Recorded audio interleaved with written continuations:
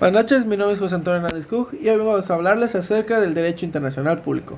Para poder hablar de este tema, primero hay que tocar qué es una sociedad internacional.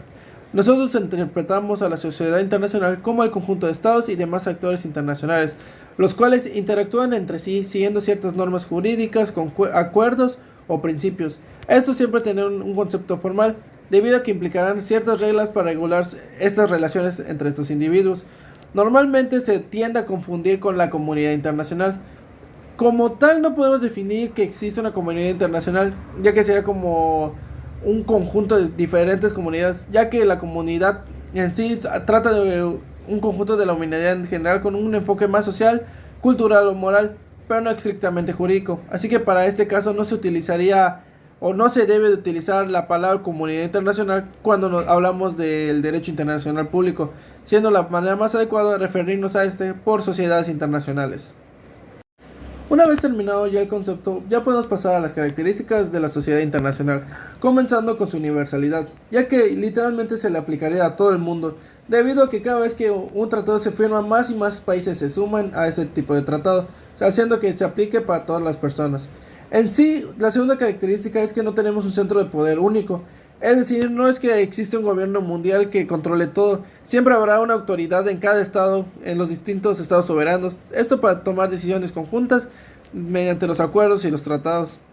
Y este siempre tendrá una estructura compleja, ya que su organización es complicada debido tanto a estas características como a los desafíos globales que siguen sin resolverse, ya sea como la pobreza, la falta de alimentos, guerras, etc. Continuando con las características, tenemos que una sociedad internacional es diversa o fragmentada o dividida, debido a que cada país tiene su ideología diferente, tanto cultural como económica, siendo cada país diferente. Además, cada país es interdependiente. Una sociedad internacional necesita colaborar entre otras para poder aplicarse en múltiples áreas y poder avanzar en ellas. Además, dicha característica particular que tiene la sociedad internacional es que siempre estará en constante transformación, es dinámica. Un sistema siempre evoluciona continuamente, influenciado por cambios políticos y económicos. Una vez terminado lo que es una sociedad internacional y sus características de dicha sociedad internacional, ya podemos pasar por fin al derecho internacional público. Primero, un breve concepto. Tenemos que el derecho internacional público es un sistema de principios legales que regulan las relaciones entre los diferentes actores de la sociedad internacional. Este se compondría de diferentes normas y elementos jurídicos que establecerían cómo deben comportarse los sujetos del derecho internacional y define el marco legal que rige sus interacciones. Continuando con el tema, ya podemos pasar a hablar de los sujetos del derecho internacional público. Pero el primer sujeto serían los estados, los cuales no son más que los países actores principales dentro del derecho internacional, ya que poseen soberanía y capacidad plena para participar en relaciones jurídicas internacionales. El segundo sujeto serían las organizaciones internacionales, las cuales son entidades creadas por la unión de dos o más estados con el objetivo de colaborar en distintos ámbitos. Funcionan a través de órganos específicos, los cuales les permitirán tomar decisiones conjuntas. Y el tercero y el más reciente son los sujetos especiales o no convencionales, los cuales se tratan de entidades que, aunque no son estados ni organizaciones internacionales, estos han recibido reconocimiento legal para firmar tratados y actuar dentro del marco del derecho internacional. Unos ejemplos serían o la Santa Sede o la Cruz Roja. Antes de cambiar de tema, quiero mencionar unas pequeñas reglas que los propios sujetos del derecho internacional público se están sujetos, no de manera obligatoria, sino de su propia voluntad, comenzando por la cortesía internacional. Esta es una práctica que regula la convivencia pacífica entre los estados, aunque no son cumplimientos obligatorios ni tienen consecuencias legales directas. Al ignorarlas puede afectar negativamente a las relaciones diplomáticas y legales entre países. Estas prácticas suelen basarse en la idea de reciprocidad. Podemos dar un ejemplo que es que si un embajador visita otro país y este no es recibido como reciben a los demás embajadores, ahí se presenta una clara falta de cortesía internacional. Y el otro sería la moral internacional.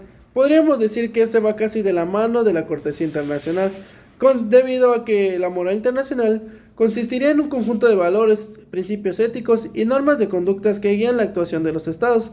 Aunque no tienen carácter obligatorio ni fuerza legal, su violación puede generar repercusiones. Esta moral es el reflejo de valores compartidos dentro de la comunidad internacional, usualmente determinado por las potencias más influyentes.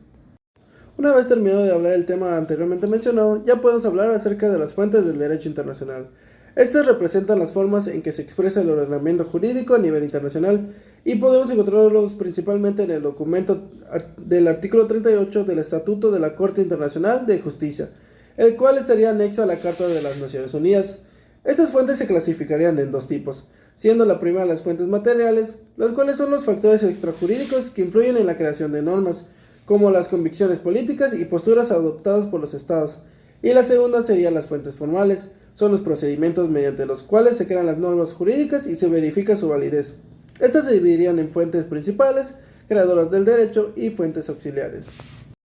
Y pasando a hablar de las fuentes primarias del derecho internacional público, tenemos a la primera, la cual sería los tratados, los cuales son actualmente la fuente más relevante del derecho internacional. Estos se definen como acuerdos celebrados por escrito entre dos o más sujetos del derecho internacional con el propósito de crear, modificar o extinguir derechos u obligaciones. Estos estarían regulados por el Convenio de Viena de 1969, el cual trata de los aplicables a los tratados entre estados. Y el segundo sería la costumbre internacional, el cual sería una práctica general aceptada como derecho. Consta de dos elementos esenciales, siendo el primero el elemento objetivo o material, el cual consiste en que una conducta sea constante, uniforme y reiterada por parte de los sujetos del derecho internacional, y el segundo elemento sería el subjetivo, o el opinio juris, es la creencia de que dicha práctica se realiza por ser jurídicamente obligatoria, a pesar de que no lo es. Y he terminado con los últimos fuentes primarias del derecho internacional público. Tenemos a los principios generales del derecho, los cuales constituyen fundamentos comunes a los distintos sistemas jurídicos del mundo, los cuales representan valores universales y razonamientos jurídicos básicos, expresados generalmente en forma de enunciados. Una vez terminados de explicar las fuentes primarias del derecho internacional público, podemos hablar de las fuentes auxiliares, las cuales como tal no crean derecho por sí mismas, pero cumplen un papel importante al ayudar a interpretar o determinar las normas existentes. Entre las principales podemos hablar primero de la jurisprudencia, las cuales serían las decisiones de tribunales o organismos judiciales internacionales. Aunque no siempre tienen carácter vinculante, pueden llenar vacíos normativos y servir como precedentes para casos futuros. Algunas decisiones, como las de la Corte Internacional de Justicia, pueden ser obligatorias entre las partes. La segunda sería la doctrina, las cuales serían las opiniones y estudios de expertos en derecho internacional, elaboradas con un enfoque científico y reconocido por la comunidad académica. Estas ayudarían a interpretar el derecho y a entender su evolución. En tercera tenemos las resoluciones de organismos internacionales. Estas serían emitidas por organizaciones como la ONU. Estas resoluciones no tienen carácter obligatorio, pero funcionarían como recomendaciones.